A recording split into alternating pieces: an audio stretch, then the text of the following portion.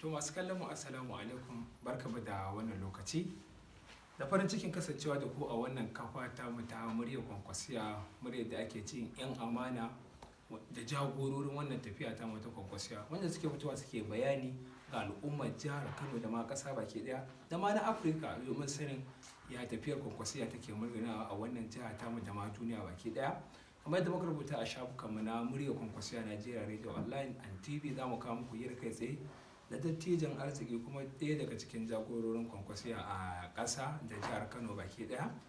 wato kuma jagora ne na ƙaramar hukumar ta Kumbotso, wato Dr. DanYaro Yakasai, shi ne shigo mana cikin wannan shiri, wanda ga mai bibiyar kafafen yada labarai na gida da na waje za su je yadda yake tiri-tiri tun yana tsohon ma'aikaci a gwamnatin tarayyar Najeriya, yana ma'aikaci a gwamnatin tarayyar Najeriya, da kuma irin lambobin yabo da ya samu a gurin gwamnatoci daban-daban.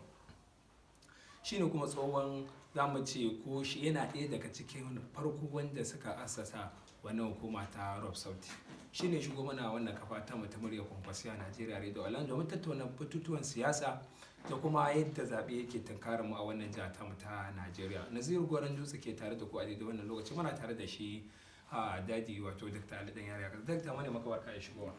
Assalamu alaikum. To dadi, an gudanar da zaben shugaban kasa zan ce a kwanakin baya da suka gabata, an ga yadda Kwankwasiya movement ta yi kokari a jihar Kano da kasa baki daya. Kun gudanar da gwamnati a cikin kowace, an gudanar da zaɓe a wannan jiha ta ta Kano, inda aka samu nasarori da dama. Me sirrin wannan samun nasarorin da aka yi a wannan zaben da ya gudana a nan takarar shugaban kasa? To, a'udhu billahi minash shaitanir rajim. Bismillahir rahmanir rahim.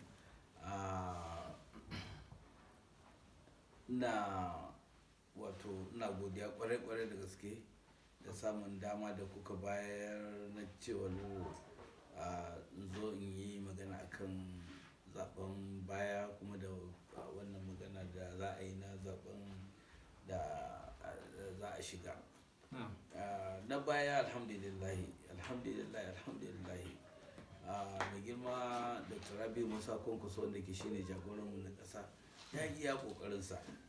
ya zaga ƙasar nan loko da sako, ya kuma gabatar da duk abubuwa wanda yake so ya yi a ƙasar nan idan an zaɓe shi. Cikin ƙudurar Allah an sami wato abubuwa da yawa. Na farko din an sami kuskure daga wurin ita INEC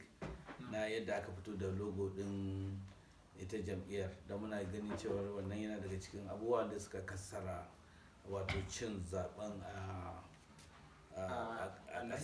ƙasa yau. Kuma da aka zo state, wato ya rage masa wato voters da aka samu, ba don komai ba saboda lokacin da aka fara kowa ya zo duba sai ce ai babu NNPP, babu wannan abu nan, saboda ko da wannan logo din da aka saka masa, aka sa shi yayi duhu da yawa, wanda yake wato shi wannan ya kasara a yadda za a samu zaɓa. Amma duk da haka wato fitowarsa din ta ba da inganci cikin wato al'amuran wato tafiyar Kwankwasiya gaba ɗayanta. Kuma nashi din Allah ya daɗa masa ɗaukaka, da kuma mutane sun san cewa mutum ne wanda yake Allah ya bashi basira da ɗaukaka, wanda yake fitowa ka zo ka ce yau gashi ka fito da siyasa abin nan, wato party guda ɗaya wadda za ka abin nan din, za ka fito da party wadda yake wato sabuwa a ƙasa, wadda yake kuma an jima ana cikin harkar gudanar da harkar siyasa, ka fito da ita a ƙarƙashin wato kusan wata 7, kuma abun ya zo ya yi tasiri irin yadda ya yi. Wannan party din ta zama tana cikin parties da ake da su na ƙasa, wanda na adawa, wanda ke na gwagwarmaya. Ai wannan babban abu ne wanda ke tarihi ne aka kafa. Na biyu su shine a Kano, mutane sun fito, muna godiya kwarai da gaske da mutanen Kano da yadda suka tsaya suka nuna wa shi kansa jagoranmu wato soyayya. Kuma duk da cewa dai gashi dai da yawa ba su fahimci yadda za su yi ba, dan sun koma gida ma ba su yi zaben ba, suna cikin fushin cewar ga yadda logo din ya zama, kuma da canje-canje da aka samu a wurin ba abin. Amma duk da haka mutane sun fito an nuna an zaɓe shi, kuma an zaɓi duk 'yan takarkaru da ya saka na tarayya, wanda ke alhamdulillahi wannan abu ya bada wato kyakkyawan sakamako, wanda ke ba abin da za mu ce sai godiya ga Allah. To kun samu nasara za a ce a gudanar da zaɓe, tunda kun samu 'yan majalisun jiha da na tarayya. To wani ɗauri aka yi a wannan 18 ga watan da take zuwa na zaben gwamna, na gwamnoni da za a yi, da kuma zaben 'yan majalisun jiha, a matsayinka na ɗaya daga cikin jagorori a wannan tafiya ta kwankwasiya a ƙasa da ma jiha baki ɗaya, wani shiri aka ƙara yi domin tankarar wannan rana ta 18 ga wata, domin za mu ce kwace gurba a hannun kutare da ake gudanar da mulki a wannan ƙasa ta wata Najeriya? Alhamdulillah, tun daga ranar farko mai girma ɗan takararmu Abba Kabir Yusuf bai taɓa ɗaukan, da shi da Comrade Aminu Abdulsalam ba su taɓa ɗaukan wato harkar wato a cikin sauƙi ba, ko kuma sun ɗauke ta da wasa ba. Shi kaɗai ne tilo a cikin duk wato parties ɗan takarar gwamna a nan wannan state ɗin, wanda ya yi ta ƙoƙari na ga cewar ya shiga loko da saƙo, wato duk local government 44 local government suna ba inda bai shiga ba. Akwai manya-manyan communities wanda ke kamar su Sabon Gari da sauransu, wanda ke na haka baki ko yan state baki haka da sauransu wanda suke nan, duk an shiga ko ina, kuma ya tsaya ya yi magana da mutanen, ya san abin da suke so, shi kuma ya kawo musu wato a rubuce, ya ba su tsare-tsarensa da gwamnatinsa da abin da yake so zai yi. Kuma an samu, kuma ya ba su dama cewar ku tsaya ku karanta wannan kundin abin da na baku, idan na tsare-tsarenmu da za mu yi a gwamnati, idan kuna da wani canji a kai, ko kuna da wata shawara za ku yi, a maza a kawo mana, saboda mu samu mu canja. Kuma ko ina wanda duk suka riga suka kawo takardu, sai takardun godiya ne suka ta masa da sauransu. Duk inda muka je, wato an yi niyyar a ce an shiga wurin, an yi awa 1.5 ko awa 2, sai ka ga cewa wani lokacin sai an yi awa 5. Masoya za su fito a taru a ta abu ɗaya, kuma mu kasantin da ke ba abu ne na kuɗi ba, ko kuma abu ne na wani abu da ake babbayarwa ake yi ba, a'a, soyayya ce ta tsakani da Allah. Yawa, saboda haka ya yi ƙoƙarinsa, to wannan abun, wannan babban ƙoƙari da ya yi shi ne ya kawo ma wato ya zamanto shi kaɗai ne tilo a cikin wanda ke duk ake wato 'yan takarkarun gwamnoni wanda ke suke da dama da cewa zai lashe zaben da albarka annabi. To amma akwai maganganun da suke ta fitowa, wanda za ji kamar irin na ɓace na fancile da ake washi injina Abba Kabir Yusuf Abba gida kamar wanne, kamar cewa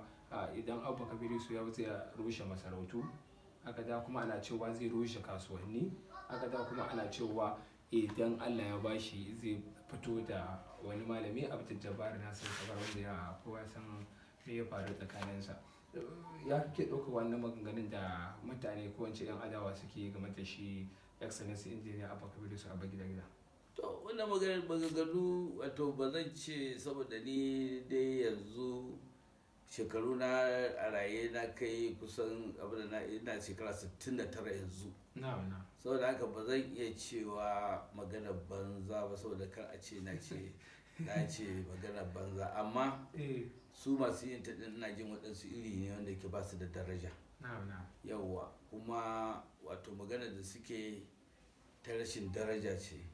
saboda ai ba za ka kama mutum ka ce ya ce ba, kana musulmi kuma ka yarda da Allah, ka zo ka yi za'ida ka ce abu nan. da waye magana, da wane ne ya ji cewar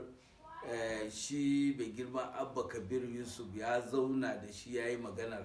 ko maganar Abdul Jabbar, ko maganar cewa zai rusa masarauta,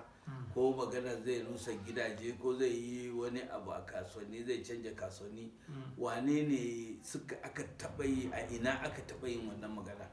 Wannan magana ce ta mutane wanda yake irin su,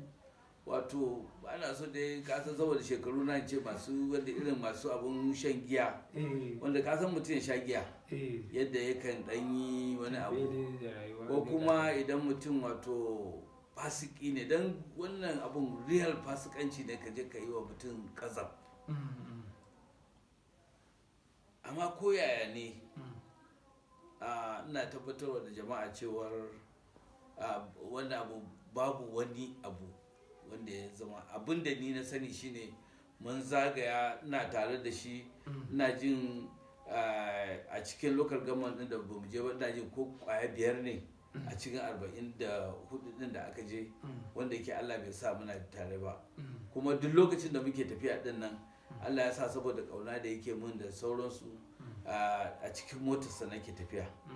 Kuma in mun sauka daga motar, mu a cikin mota din mun san abin da yake so yi. Kullum abin da yake so yi shine yaya za a sami hanya wadda zai kawo da canji akan harkar makaranta yanzu da ta rushe, yadda yara za su samu free education, su samu abinci a makaranta, ɗinka musu uniform, a ba su littattafai kyauta. Na biyunsu shine a kullum abin da yake buri shine kai kwana 100 nashi na farko ya zamanto cewa duk wani abu da ya zamanto yana zuciyar mutane, wanda ke wato da ya zagaya gani, yana so ya ga cewa ya ɗauki waɗansu daga cikinsu ya gama da su a cikin kwana 100 nashi na farko da ya yi. Na uku shine kowa ya san Abba Kabir Yusuf mutum ne wanda yake mai son zaman lafiya, mutum ne wanda yake kuma mai inganci a cikin al'umma. Da yawa mutane saboda yadda yake shuru-shuru, waɗansu kan su ɗauke shi cewar kamar ma ko abin, sai yanzu da ya fito da abin sannan ma suka san yana da ma ilimi, har ma yana da master's degree, yana da abubuwa, ya shi kansa ma ya abin nan. To wannan duk abubuwan da ake yi, wato ya ba da dama na cewar ma mutane su abin, amma zancen cewar wai ya ci zai abin nan, shi ɗan sarauta ne. Sassalar mahaifinsa duka daga gidan, duka dai wannan sarauta ta Kano suna da jini, ko ta ina za ka gani cewa suna da wannan tree na, za ka gani cewa yana daga cikin waɗannan. Saboda haka zance kuma duk inda muka je muka zagaya, abin da yake gaya musu shine ku zo mu haɗa hannu, in an zo za a yi abin nan, akwai kwamiti dama na CRC da za a yi, za a kimanta masarauta, za a ba wa masarauta dama ya zama to kabar abin da za a buga, za ta shiga cikin kundi na doka na cewar masarauta da local government za ta sami grant, haka su ma za a ba su grant, wanda yake za su zo su yi amfani da wannan grant din, gyaran makaranta ne, gyaran abubuwa ne na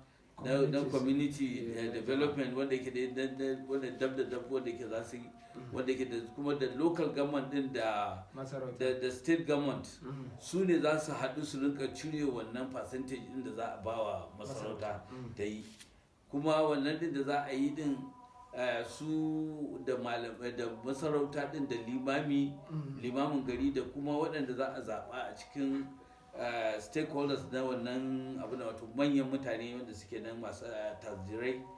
ko manyan 'yan kasuwa wanda suke wannan wurin, su ne za a saka su yi.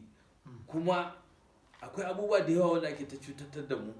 na zancen ɗaukar ma'aikata nan. Za a zo a ce za a ɗau ma'aikata a federal, za ga yaran musu zo su yi ta guje-guje su yi meye, waɗansu ma har ma suka ga sun rasa rayukansu. Sai ka kuma an zo an gama, ba a zo an ɗauka ba, ko kuma an ɗauka ma ɗau ɗan kaɗan, ba a ɗauki daidai da lambar abin da za a yi. Duk sauran wanda za a ɗauka an je an kwashe waɗannan damar, an kai ta wani state ɗin, an je an ba su, sun je sun cike sun cike mu kuma nan an hana mu. Yanzu ya ce duk wata local government su masarauta din nan wannan kwamiti din nan da za a samu na CRC su